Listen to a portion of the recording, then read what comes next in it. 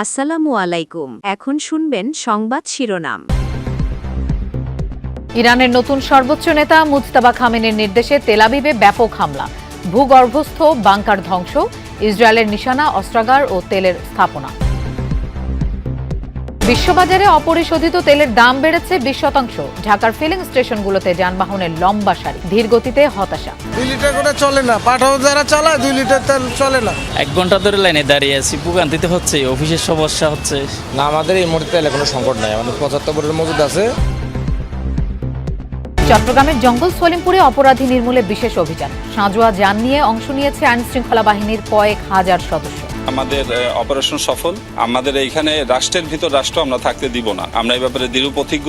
ভিতরে তল্লাশি চালাচ্ছি, এর পর্যন্ত কিছু ধরেছি, আবার সম্মিলিত বলতে পারবো সব শেষে। পররাষ্ট্র মন্ত্রণালয়ের মাধ্যমে ফেরানো হবে হাদি হত্যা মামলার আসামিদের। প্রথম ব্রিফিংয়ে নতুন আইজিপি, চাঁদাবাজ উগ্রপন্থীদের কঠোর হুঁশিয়ারি। কূটনৈতিক চ্যানেলে ফরেন মিনিস্ট্রি থেকে তাদের সাথে যোগাযোগ হয়েছে, তারা এই ব্যাপারে কার্যক্রম গ্রহণ করছে। হয়তো অচিরেই ইনশাল্লাহ আমরা দেখতে পারবো তারা বাংলাদেশে আমরা আনতে সক্ষম হব। আসসালামু আলাইকুম। এতক্ষণ শুনছিলেন সংবাদ শিরোনাম, এখন শুনবেন বিস্তারিত। ইরানের নতুন সর্বোচ্চ নেতা মুজতাবা খামেনির নেতৃত্বে প্রথমবার ইসরায়েলে ব্যাপক ক্ষেপণাস্ত্র হামলা চালালো বিপ্লবী গার্ড বাহিনী। রাতভর ছোড়া মিসাইলের বিস্ফোরণে ক্ষতিগ্রস্ত ইসরায়েলের মধ্যাঞ্চল। এর মধ্যে তেল আবিবে ধ্বংস হয়েছে একটি ভূগর্ভস্থ বাংকার, আহত 1.5 শতাধিক ইসরায়েলি। এদিকে বাহরাইন সহ প্রতিবেশী আরব দেশগুলোর মার্কিন ঘাঁটি লক্ষ্য করেও চলছে হামলা। ইসরায়েলি ভূখণ্ড লক্ষ্য করে ছুটে চলেছে একের পর এক ইরানি মিসাইল। দেশটির নতুন সর্বোচ্চ ধর্মীয় নেতা মুজতাবা খামেনির নির্দেশে প্রথমবারের মতো ইসরায়েলি ভূখণ্ডে হামলা চালালো ইরানের বিপ্লবী গার্ড বাহিনী। এসব মিসাইলের লক্ষ্য ছিল তেল আবিব সহ ইসরায়েলের মধ্যাঞ্চলের বিভিন্ন এলাকা। এসব স্থানে সফল আঘাত হানে ক্ষেপণাস্ত্র। এর মধ্যে তেল আবিবে থাকা ইসরায়েলি বাহিনীর ঘাঁটিতে আঘাত হানে কয়েকটি মিসাইল। তবে সবচেয়ে বেশি ক্ষয়ক্ষতি হয়েছে আবাসিক এলাকায়। এসব আবাসিক এলাকায় আকাশ প্রতিরক্ষা ব্যবস্থা মোতায়েন করে রাখে আইডিএফ। ইরানি মিসাইলে ধ্বংস হয়েছে ভূগর্ভস্থ বাংকার। বলা হচ্ছে ইরানের হামলায় এটি এখন পর্যন্ত ইসরায়েলের সবচেয়ে বড় ক্ষয়ক্ষতি। যুদ্ধ শুরুর পর এখন পর্যন্ত 13 ইসরায়েলি নিহতের খবর মিলেছে। 24 ঘন্টায় আহত 1.5 শতাধিক। হামলা চালানো হয় আরব আমিরাতের ভূখণ্ডেও। ইরানি ড্রোন ধ্বংসের ফুটেজ প্রকাশ করে আবুধাবি। এছাড়াও হামলা চালানো হয় কুয়েতের মার্কিন ঘাঁটিতেও। তবে আরব দেশগুলোর মধ্যে সবচেয়ে বড় হামলা হয়েছে বাহরাইনে। দেশটিতে ইরানের ড্রোন হামলায় আহত 32 জন। অন্যদিকে ইরানের কুর্দি অধ্যুষিত অঞ্চলে গোয়েন্দা রাডার ধ্বংসের দাবি করছে তেহরান। এদিকে সৌদি আরবের মার্কিন ঘাঁটিতে ইরানের হামলায় আরও এক সেনার মৃত্যু হয়েছে। এ নিয়ে ইরানের হামলায় 7 মার্কিন সেনা নিহত হলো। ইরান জুড়ে চলছে যুক্তরাষ্ট্র ইসরায়েলের তাণ্ডব। রাজধানী তেহরান সহ বিভিন্ন শহরে চলছে মুহুর্মুহু হামলা। একের পর এক তেলের ডিপোতে চালানো হামলায় কালো ধোঁয়ায় ছেয়ে গেছে আকাশ, বাতাস ও বিষাক্ত। আইআরজিসির একাধিক ঘাঁটি লক্ষ্য করে চলে রাতভর হামলা। এতে বাহিনীর এক জ্যেষ্ঠ কমান্ডার নিহতের দাবি করেছে তেল আবিব। এছাড়া হামলার টার্গেট হয়েছে অস্ত্র উৎপাদন কারখানা ও সংরক্ষণাগার। ক্রমে বিষাক্ত হয়ে উঠছে তেহরানের বাতাস। একের পর এক তেলের ডিপোতে বোমা বর্ষণ, পরিশোধন কেন্দ্র লক্ষ্য করেও চলছে টানা হামলা। ছড়িয়ে পড়ছে কালো ধোঁয়া ও বিষাক্ত গ্যাস। তেল আবিবের মিসাইল হামলার টার্গেট হয়েছে ইরানের 1.5 শতাধিক গোলাবারুদের সংরক্ষণাগার। রোববার রাজধানী ছাড়াও ইরানের কয়েকটি শহরে চালানো হয় ব্যাপক ক্ষেপণাস্ত্র হামলা। এর মধ্যে ছিল তাবরিজ, ইস্পাহান, বন্দর আব্বাস, আহভাজ এবং ইয়াজদের আশেপাশের অঞ্চল। বিস্ফোরণের জেরে ভয়াবহ অগ্নিকাণ্ডের শিকার হয়েছে অনেক ভবন। আন্তর্জাতিক বাজারে জ্বালানি তেলের দাম বেড়েই চলেছে। একদিনে অপরিশোধিত তেলের দাম প্রায় 20% পর্যন্ত বেড়েছে। ব্রেন্ট ক্রুডের দাম বেড়ে 111 পৌঁছেছে। অন্যদিকে মার্কিন WTI তেলের দাম বেড়ে $110 ছাড়িয়েছে। 2020 সালে করোনা মহামারী শুরুর পর একদিনে এটি তেলের দামের সর্বোচ্চ বড় বৃদ্ধি। এর আগে গত সপ্তাহে দাম 28% বেড়েছিল। চলমান যুদ্ধ ও গুরুত্বপূর্ণ হরমুজ প্রণালী দিয়ে জাহাজ চলাচল প্রায় বন্ধ হয়ে যাওয়ার প্রেক্ষাপটে জ্বালানি তেলের এই দাম বৃদ্ধি ঘটল।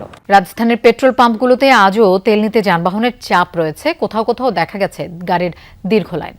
সরকারের বেঁধে দেয়া নিয়মেই দেয়া হচ্ছে তেল। নিয়ম অনুযায়ী মোটরসাইকেলের জন্য 2, প্রাইভেট কারের জন্য 10 এবং মাইক্রোবাস বা জিপের জন্য একদিনে 20 থেকে 25 লিটার করে জ্বালানি তেল বরাদ্দ রয়েছে। রাজধানীর বেশ কিছু পেট্রোল পাম্প কর্তৃপক্ষ বলছেন তেলের সংকট নেই, তবে অনেক গ্রাহকই তেল মজুত করছেন এমন অভিযোগ পাম্প কর্তৃপক্ষের। তেল নেওয়া গাড়িগুলোর নম্বর তাই লিখে রাখা হচ্ছে। দ্রুত মধ্যপ্রাচ্য পরিস্থিতি স্বাভাবিক হবে এবং ভোগান্তিহীন ঈদযাত্রার প্রত্যাশা সাধারণ মানুষের। 2 লিটার করে চলে না, পাঠাও যারা চালায় 2 লিটার তেল চলে না। 1 ঘন্টা ধরে লাইনে দাঁড়িয়ে আছি, ভোগান্তিতে হচ্ছে, অফিসের সমস্যা হচ্ছে। ওভারঅল মিলে সব মিলে সমস্যা হচ্ছে। সকাল 7:20 এসে দাঁড়িয়েছি, আর হচ্ছে যেটা সরকার 2 লিটার দিচ্ছে এটা তো আসলে ভোগান্তি হচ্ছে। না, আমাদের এই মুহূর্তে তেলে কোনো সংকট নাই, আমাদের 75 বোর্ডের মজুদ আছে। আর সরকারের যে নির্দেশনা দিচ্ছে প্রাইভেটকে 10 লিটার, মিনিজি 20 থেকে 7 সিটার যেগুলো ওগুলো 25 সিটার আমরা ওইভাবে তেল দিচ্ছি। মানুষ একটু মজুদ বেশি করার কারণে অবশ্যই সরকারিভাবে একটা প্রজ্ঞাপন জারি করছে যে আপনি এইভাবে আপনার তেল দিবেন, এটাই আর। সরকারের বরাদ্দ অনুযায়ী তেল পাচ্ছে কিনা যানবাহন চালকরা, একটু বিস্তারিত জানতে চাই। বর্তমানে রাজধানীর বিভিন্ন ফিলিং স্টেশনের অবস্থাটি হচ্ছে অবস্থা বুঝে ব্যবস্থা। যেমন এই স্টেশনটিতে আমি দাঁড়িয়ে রয়েছি, এই ফিলিং স্টেশনটিতে মোটরসাইকেলের জন্য সরকারি বরাদ্দ 2 লিটার করে হলেও এখানে দেয়া হচ্ছে 1.5 লিটারের কিছু বেশি।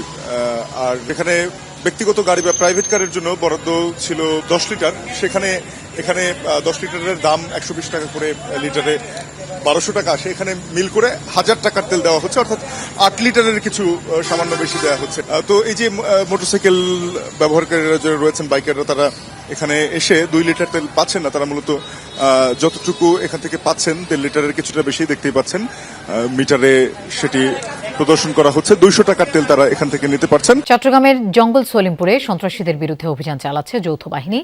অংশ নিয়েছে আইন শৃঙ্খলা বাহিনীর কয়েক হাজার সদস্য। ভোরের আলো ফুটতেই শুরু হয় অভিযান। ড্রোন উড়িয়ে বেশ কিছু স্পট নির্ধারণ করে যৌথ বাহিনী, পরে ভেতরে প্রবেশ করে সেনাবাহিনীর একটি এপিসি ট্যাঙ্ক, পুলিশের জলকামান, সাজোয়া যান সহ ভারী অস্ত্রসজ্জিত একাধিক গাড়ি, ডগ স্কোয়াড আর অ্যাম্বুলেন্সও রয়েছে। র্যাব 7-এর অধিনায়ক জানান, জঙ্গল সলিমপুরকে অপরাধ সন্ত্রাসমুক্ত করতেই এই অভিযান।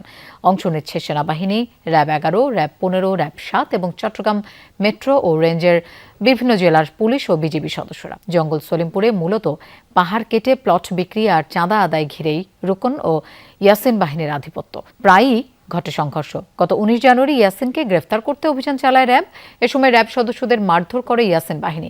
4 জনকে তুলে নিয়ে চালায় নির্মম নির্যাতন। এতে প্রাণ হারান এক র্যাব কর্মকর্তা। ভেতরে তল্লাশি চালাচ্ছি, এর পর্যন্ত কিছু ধরেছি, আবার সম্মিলিত বলতে পারবো সব শেষে। তবে আমাদের অপারেশন সফল। আমাদের এইখানে রাষ্ট্রের ভিতর রাষ্ট্র আমরা থাকতে দিব না, আমরা এই ব্যাপারে দৃঢ় প্রতিজ্ঞ। আমরা এই ব্যাপারে এই জন্যই ঢুকেছি এবং ইনশাল্লাহ এটা আমাদের পুরোপুরি আইন শৃঙ্খলা নিয়ন্ত্রণে চলে আসবে। ভোর সকাল থেকেই সীতাকুণ্ডের সলিমপুর ইউনিয়নে অপরাধের যে স্বর্গরাজ্য, অর্থাৎ দেশের ভেতরে যে আরেকটি দেশ বলা হয়, সেটিতে মূলত আইন শৃঙ্খলা বাহিনীর একটি যৌথ অভিযান পরিচালনা হচ্ছে। একেবারে সর্বশেষ খবরটি দিয়ে শুরু করতে চাই। আমরা আটকের খবর পেয়েছি, তবে সেটি নির্দিষ্ট করে বলা যাচ্ছে না কতজনকে আটক করা হয়েছে, যেহেতু আইন শৃঙ্খলা বাহিনীর একটা বিপুল সদস্যের টিম সেখানে কাজ করছে। তারা ভাগ ভাগ হয়ে মূলত কাজ করছেন। আপনি জেনে থাকবেন, একেবারে দুর্গম পাহাড়, সেখানে আঁকাবাঁকা পথ রয়েছে, অর্থাৎ এক পাহাড় থেকে আরেক পাহাড়ে যেতে হলে সেখানে ব্রিজ রয়েছে। সেই ব্রিজগুলোতে মূলত সন্ত্রাসীরা প্রতিবন্ধকতা সৃষ্টি করেছেন এমন একটি খবর আমরা পেয়েছিলাম। তবে সেটি আসলে আইন শৃঙ্খলা বাহিনীর যে চৌকুশ দল সেখানে রয়েছে, সেখানে বিজিবি রয়েছে, সেনাবাহিনী রয়েছে, পুলিশের উপস্থিতি রয়েছে, র্যাবের সদস্যরা রয়েছে, বিভিন্ন ইউনিট সেখানে কাজ করছে, ক্রাইম সিন ইউনিট থেকে শুরু করে।